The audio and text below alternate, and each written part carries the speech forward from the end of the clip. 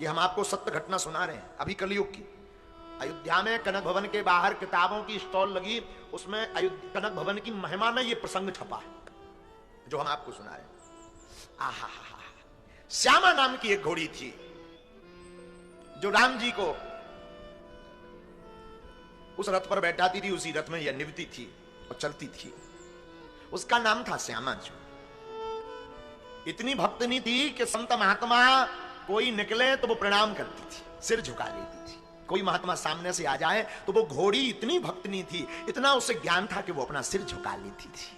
आहा, हमने सुना है वो घोड़ी इतनी भक्तनी थी कि एकादशी के दिन कोई करोड़ों उपाय कर ले कि ये चारा चल ले, ये चना खा ले, ये रोटी पा ले, ये प्रसाद पा ले, एक दाना नहीं दिन भर खाती थी जल के अलावा। वो राम भवन में रहकर, अयोध्या में रहकर के भी एकादशी करती थी।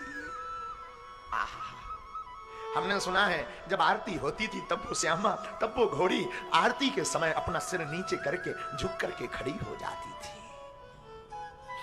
बड़ी सौभाग्यशाली। पूरा जीवन उस घोड़ी का अयोध्या में गुजरा, राम जी को पीठ पर रखे रखे गुजरा। पूरा जिंदगी भर राम जी के दर्शन करती रही, कनक भवन सरकार के दर्शन करती रही, श्री जानकी सियाजू को निहारती रही, श्री लक्ष्मण जी को निहारती रही और जिंदगी धीरे धीरे गुजार दी उसने। बुढ़ापा आ गया। बुढ़ापा ऐसा आया कि बुढ़ापे में वहां के जो मंदिर के मैनेजर थे उन्होंने विचार किया अब इसका बुढ़ापा आ गया, अब ये चल नहीं पाएगी, एक काम करते हैं इसको हम वापस टीकमगढ़ भेज देते हैं और वहां से राजा साहब कोई दूसरी घोड़ी या घोड़ा की व्यवस्था कर देंगे तो रथ की सेवा चलती रहेगी।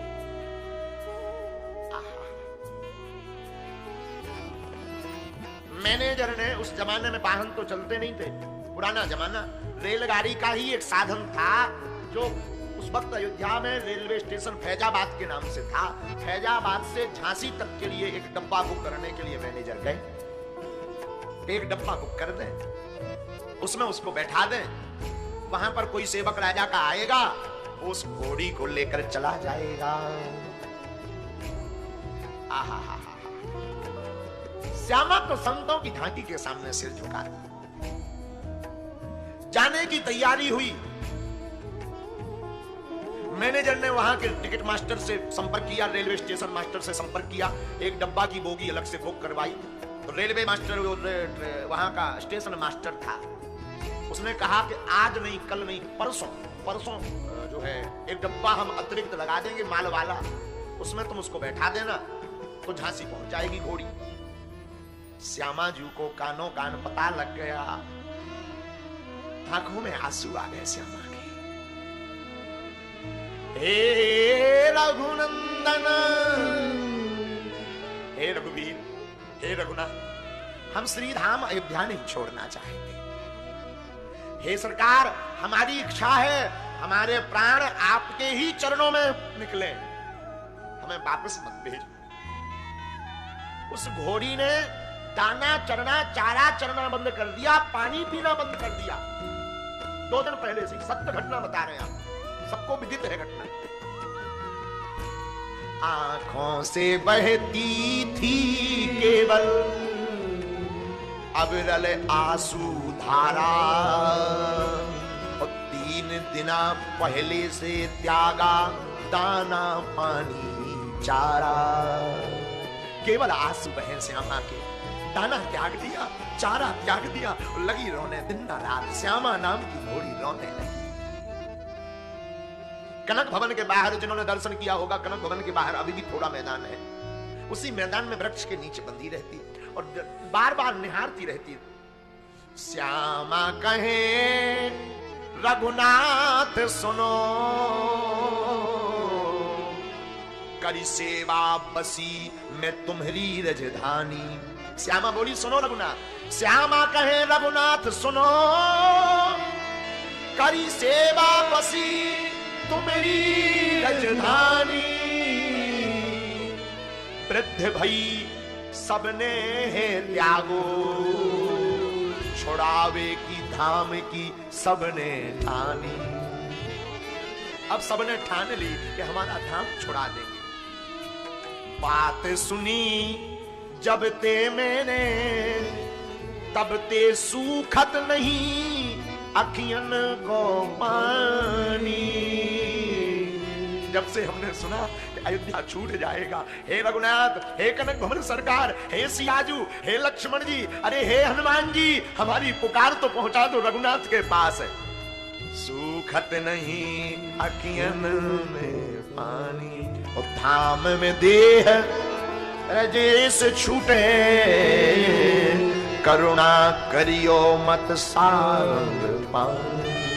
आहा, हमारी देह तो धाम में छूटे, हमारा शरीर धाम में छूटे। हे रघुनाथ जी कृपा कर दो। और वो श्यामा नाम की घोड़ी भैया भर भर करके आंसू बहा कर रोने लगी, आंसू टप टप गिरने लगे। नाथ धाम से जुड़ा जो नाता वह ना कभी यूं टूटे, एक लालसा यही दयामय देह अवध में छूटे। एक ही लालसा है, हे दयामय, हमारी देह अयोध्या धाम में ही छूटे। 2 दिन से जलपान नहीं किया, भोजन नहीं पाया, मन से भई उदास, तन से भई कमजोर। मन से उदास हो गई, तन से कमजोर हो गई श्यामा घोड़ी। मन से भई उदास, तन से भई कमजोर, असुआ भर भर देखती कनक भवन की ओर। आंखों में बार बार आंसू भर भर के लगता है अब ये कनक भवन छूट जाएगा, ये अयोध्या की गलियां छूट जाएंगी, लगता है अब लौटकर हम यहां नहीं आएंगे। रोने लगी श्यामा, आंसू बहने लगे। देखो तो जिन राम जी की याद में पशुओं की ये हालत है भैया, राम जी को जो सच में वास्तविक में जान लेता है फिर उस मनुष्य की क्या हालत ना होगी। राम जी की याद में वो रोने लगे, लेकिन नीति तो कुछ और कह रही थी। धीरे धीरे वो दिन आ गया जिस दिन की टिकट थी, झांसी जाना था। रेलवे मास्टर ने खबर पहुंचाई कि जो है आपका डब्बा लग गया, और दिन में ही उसको बांध दो डब्बे में। तो कनक भवन के सेवादार आए, सेवादारों ने एक रस्सा लिया, श्यामा जी के गले में डाला, और बार बार वो तो कनक भवन की ओर देखे कि शायद कोई लीला हो जाए, शायद भगवान किसी को भेज दे कि इसे मत जाने दो। बार बार देखे पर कोई नहीं आया, बार बार लगी रोने श्यामा जू, बार बार श्यामा घोड़ी रोने लगी। रस्सा पकड़ करके चलाने वाले खींचने लगे, वो जा नहीं रही, घिसट रही, शरीर उसका छिलने लगा, लेकिन श्यामा जा नहीं रही। बार बार कनक भवन की ओर देख रोने लगी श्यामा, शरीर छिलने लगा श्यामा का। जबरदस्ती कार सेवक ले जाने लगे। मैनेजर ने ये दुर्दशा देखी तो क्या हो गया इसे, तो किसी ने बताया अरे इसने तो 2 दिन पहले से ही भोजन त्याग दिया, जल त्याग दिया, ये जाना नहीं चाहती। पर मैनेजर ने कहा कि देखो भाई ये तो नीति का नियम है, राजा साहब वरना दूसरा घोड़ा नहीं देंगे, जाना तो पड़ेगा।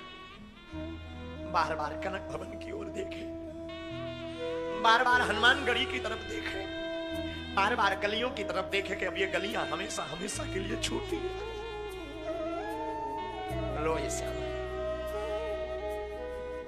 रोती चली जा रही, मुर्दे की जैसी हो गई, मुर्दे की जैसी हो गई। मुर्दे के समान है शांत पड़ी, उससे पर देह ना छोड़ा गया। जबरदस्ती कार्यकर्ताओं ने घोड़ी को लिया और रेलवे स्टेशन तक ले गए, और जिस डब्बे में जाना था उस डब्बे के किवाड़ खोल करके, गेट खोल करके उसको डाल दिया,